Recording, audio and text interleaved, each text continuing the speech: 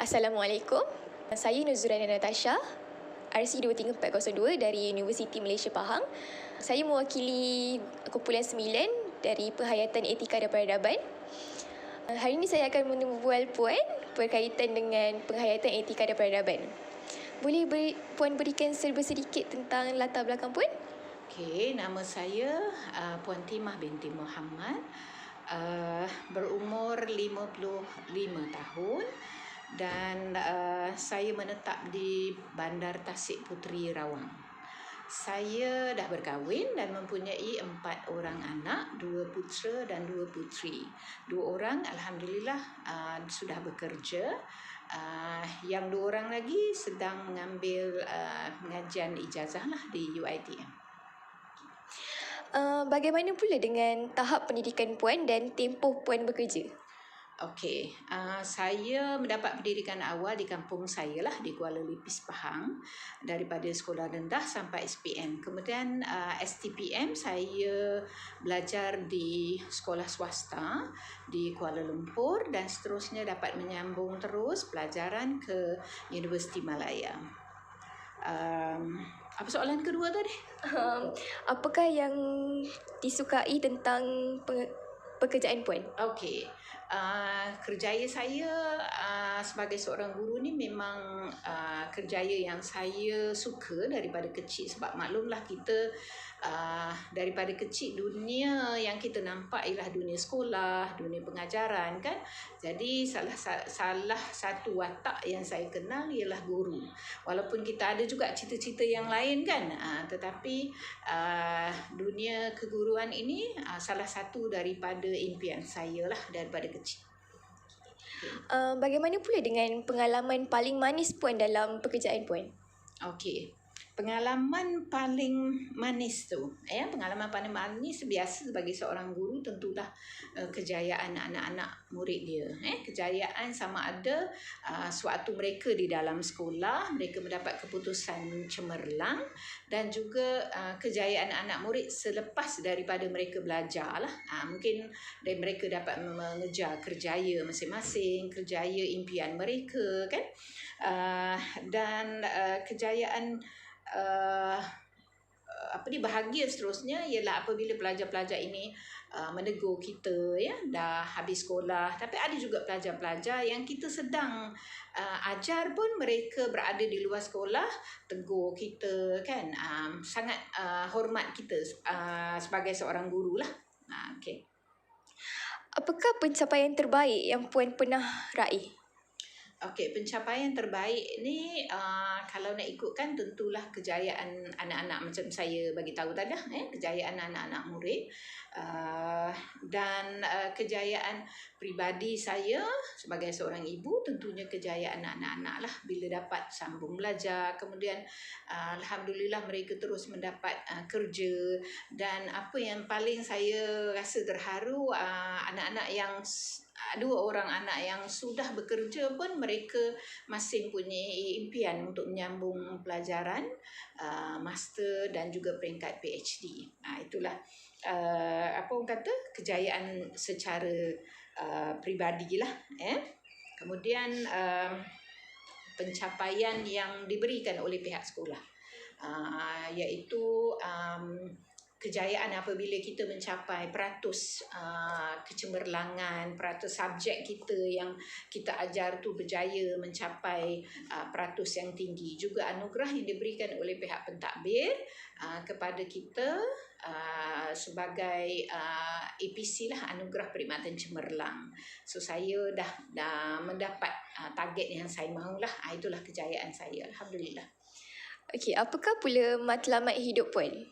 Okey, matlamat kita sebagai manusia, sebagai hamba Allah, mesti kita nak kejar keredaan Allah dan kebahagiaan yang yang kita kejar sebenarnya ialah kebahagiaan di dunia dan di akhirat.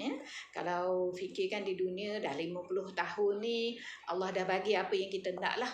Saya sebagai seorang guru sampai dapat dengan sihat berkhidmat hingga ke hari ini. Okey. Dan saya juga mengharapkan seandainya saya pencen, selepas pencen pun saya masih lagi dapat berkhidmat kepada masyarakat. Dalam komuniti masyarakat itu sendiri, mungkin saya akan ambil peranan walaupun sudah berhenti atau bersara dalam dunia guru lah. Okay.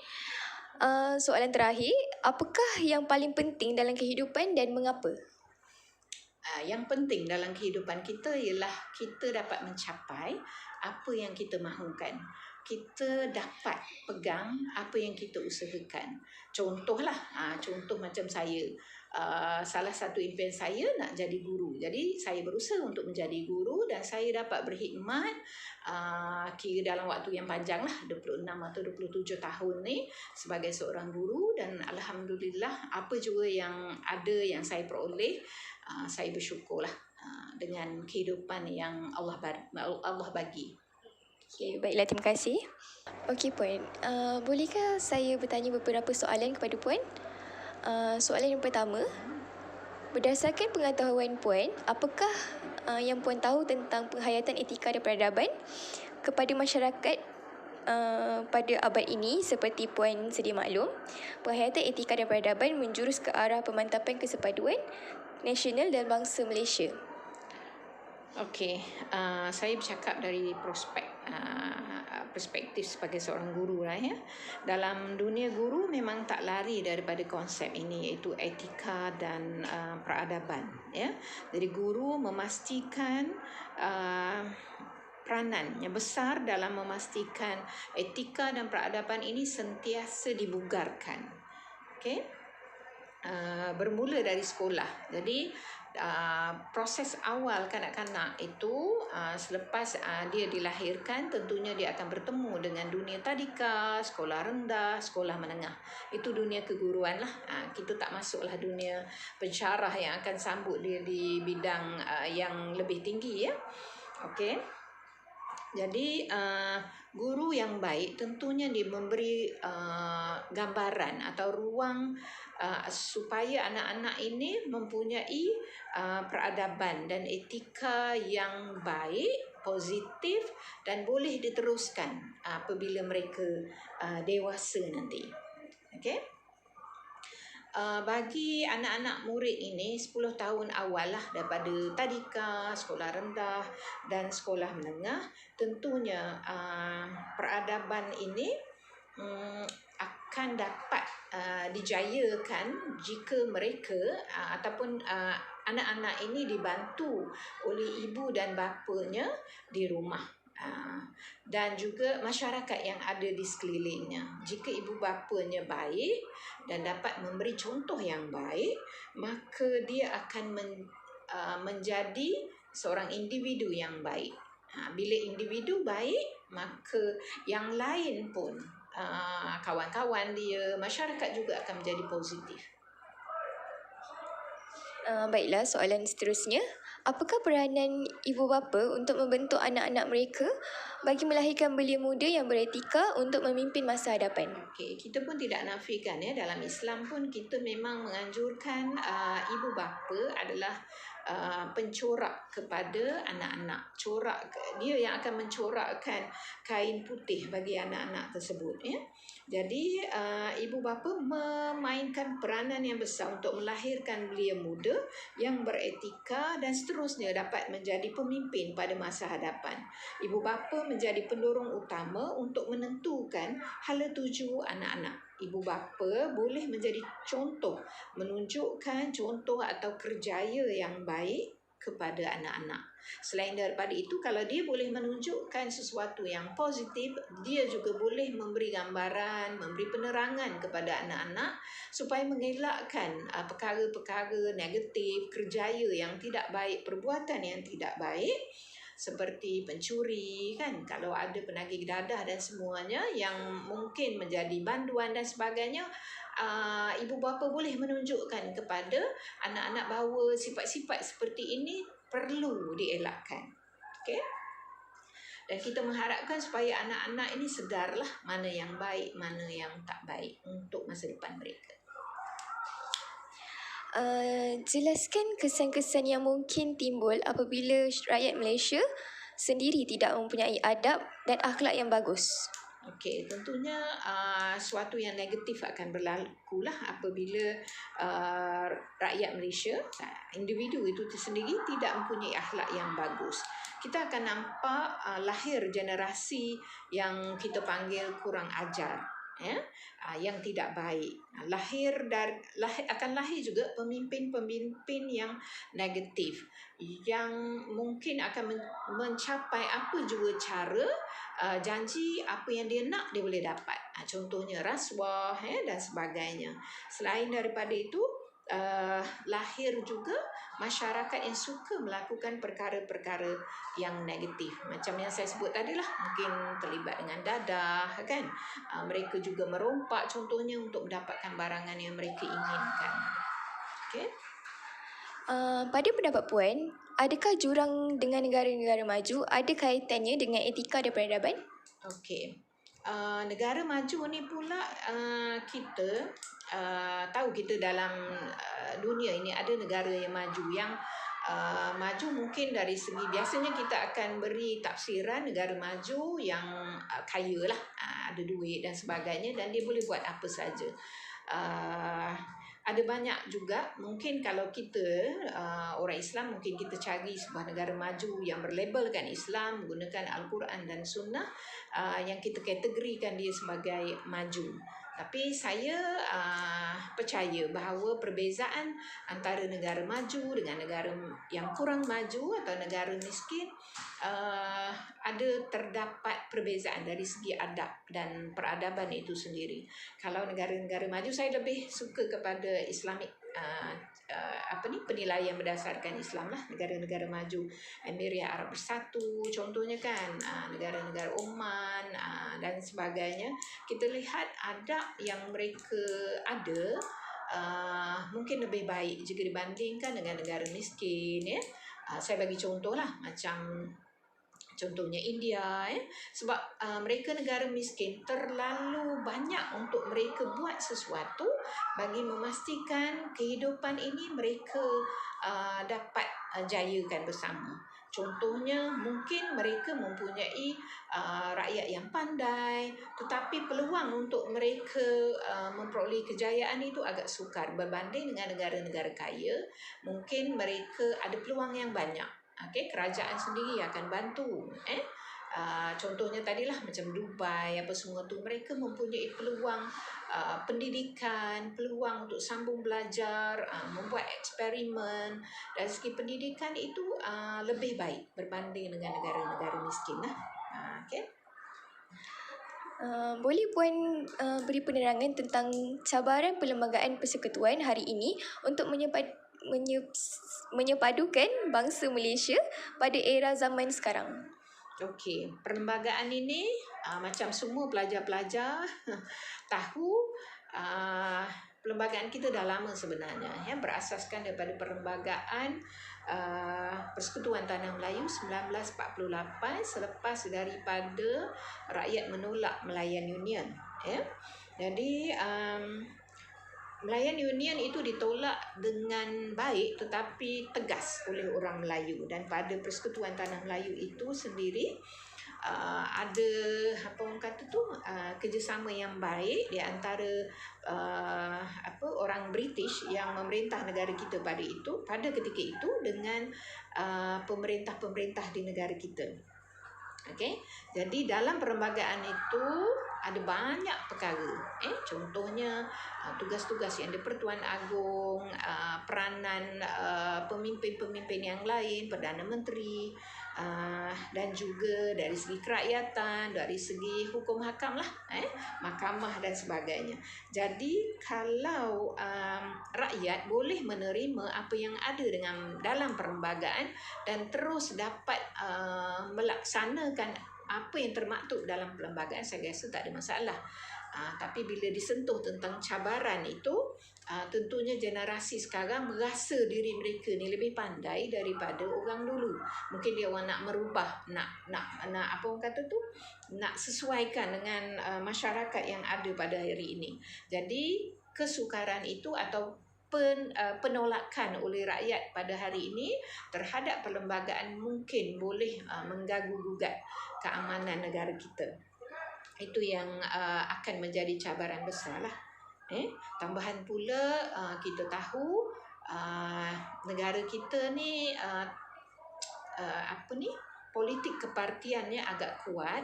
Jadi kita bimbang pemimpin-pemimpin kita akan lebih mendengar apa yang rakyat mahu berbanding dengan apa yang sepatutnya rakyat terima untuk kesejahteraan negara lah. Okay. Jika berlakunya sekali lagi sejarah 13 Mei 1969, apakah tindakan yang wajar oleh pihak kerajaan dan masyarakat patut lakukan? Okey, 13 Mei adalah satu peristiwa yang saya kira peristiwa yang tak baik dan kita doakan supaya dia tidak berlaku lagi. Ya, negara kita mempunyai penduduk yang pelbagai.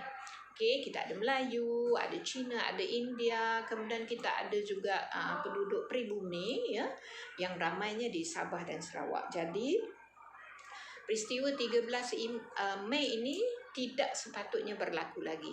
Kita harapkan semua rakyat Malaysia akan faham dan mengikut apa yang ada di dalam perlembagaan. Saling hormat menghormati sesama rakyat kita lah, dan kita juga harus menerima jika ramai daripada golongan Cina yang agak pandai dari segi matematik dan sebagainya, dan kita harus belajar untuk mencari kepelbagaian itu untuk mencari satu kejayaan secara bersama. Begitu juga dengan kaum yang lain. Jika orang Melayu lebihnya di bahagian mungkin pendidikan, pentadbiran dan sebagainya, mereka juga kena menerima keadaan itu. Jadi peristiwa 13 Mei ini perlu diingatkan oleh kerajaan agar tidak berlaku lagi, dengan kerjasama baik, santunan yang baik, adab yang baik oleh semua rakyat Malaysia. Baiklah. Soalan seterusnya, tanggungjawab sosial adalah sebahagian daripada etika kerana individu yang bertanggungjawab akan melaksanakan tugas kewarganegaraan mereka. Apakah individu hari ini masih mengabaikan, sedangkan perkara ini harus diberi perhatian? Okey, masyarakat ataupun individu hari ini kurang menyedari tentang tanggungjawab sosial itu. Ramai yang berfikir untuk mengejar kejayaan diri mereka. Kejayaan diri mereka, macam contohnya pelajar-pelajar yang berada di sekolah, okey, mereka dilatih oleh mak ayah mereka, okey, kamu mesti jadi doktor, contohnya, kamu kena jadi engineer, contohnya, dan banyak kejaya-kejaya yang baru yang seiring dengan masa sekarang ni kan. Biasanya tentulah dikaitkan dengan gaji yang banyak, contohnya kan. Dan apabila impian mereka tu, dan mereka merasakan bahawa mereka berada pada jalan yang betul untuk mengejar impian, seringkali mereka lupa tentang orang lain. Mungkin ada orang lain yang susah, mungkin ada orang lain yang tidak ada peluang untuk belajar sebagaimana pelajar-pelajar yang mungkin mak ayah dia senang kan. Okey, jadi kesedaran terhadap kawan yang lain, ataupun bila mereka dah besar, dah berjaya mencapai cita-cita, mereka lupa kepada orang yang susah. Kan? Mungkin juga mereka merasakan kejayaan itu adalah hak mereka. Jadi mereka tak boleh kongsi dengan orang lain yang susah. Jadi perkara-perkara ini yang kita perlu tekankan, baik kami para guru kena kenalkan mereka daripada kecil, kemudian mereka dah besar. Begitu juga dengan mak ayah harus mengingatkan kepada anak-anak masing-masing lah, agar kita mendapat generasi yang baik pada masa akan datang, sensitif dan prihatin kepada semua rakyat Malaysia. Baiklah, jika melihat perwatakan anak muda pada era globalisasi ini, Adakah Puan merasakan yang kita mampu untuk mengeluarkan aspek etika dan peradaban untuk kita menerapkan etika dan peradaban yang kita ada pada zaman sekarang ini untuk generasi yang akan datang? Okey, kita mampu kalau kita berusaha. Tetapi usaha ini bukan satu pihak. Kena serentak dalam masyarakat Malaysia itu sendiri. Kita perlu memainkan peranan penting, tak kira kita siapa. Okey? Contohnya kami sebagai guru ada tanggungjawab kami sendiri, dan kemudian masyarakat pun begitu, ya, ada peranan yang mereka perlu ambil untuk memastikan negara kita sentiasa berada pada jalan untuk menuju kemajuan. Okey? Begitu juga dengan peranan kerajaan. Pihak kerajaan juga mempunyai tanggungjawab. Mereka perlu menyediakan platform agar generasi baru tahu beradab dan beretika semasa di dalam masyarakat ataupun dalam negara kita sendirilah. Okey, tentunya mereka, rakyat ini dapat mengamalkan sesuatu yang positif, tidak kira masa, tidak kira generasi. Okey, hal ini juga penting untuk diwariskan pada generasi yang akan datang. Baiklah, apakah pendapat Puan? Mengapakah pilihan raya umum sangat penting kepada negara kita? Pilihan raya umum sangat penting pada negara kita kerana kita daripada awal kemerdekaan lagi kita dah dilatih untuk memimpin negara secara pilihan raya atau secara demokrasi. Walaupun kita ada yang di Pertuan Agong yang ada jadualnya sendiri, tetapi kita juga telah mengambil demokrasi sebagai aspek pentadbiran utama negara kita lah, ya. Pilihan raya penting untuk memastikan negara mempunyai pemimpin yang baik, karismatik serta berwawasan bagi generasi sezaman, satu-satu zaman lah, ya. Bukan menjadi barwa ataupun pemimpin yang mengikut telunjuk rakyat. Jadi kalau kita akan sampai kepada pemimpin yang mengikut telunjuk rakyat ni, negara kita akan membawa kepada kemunduran dan seterusnya, rakyat kita akan hancurlah. Kan macam tu. Baiklah, soalan yang terakhir. Boleh Puan huraikan tentang cabaran DEB bagi membina budaya moden dan mengharmonikan masyarakat yang berkualiti? Okey, DEB ni sebenarnya dah lama, ya, daripada awal kita merdeka lagi. Satu idea yang dibuat oleh pentadbir negara kita, pemimpin negara kita di awal, bersama-sama juga dengan idea yang dikongsi oleh pentadbir British pada awal dulu dan dapat dilaksanakan dengan baik di negara kita sejak awal kemerdekaan kita.